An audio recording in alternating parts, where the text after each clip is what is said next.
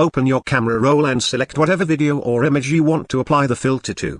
Watch the video carefully because it's about to change into an Ultra 4K HD Unlimited Pro Max. Click this button and this portal to heaven will be opened. You can opt from your recent lenses and decide which one suits the best. Then you can take a photo of that frame or record the thing for as long as you like. Let's see a few lenses.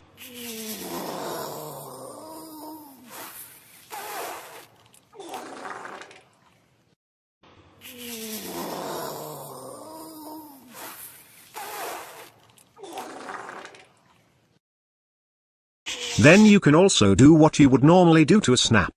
Save it for editing in another video editor or maybe send to your friends.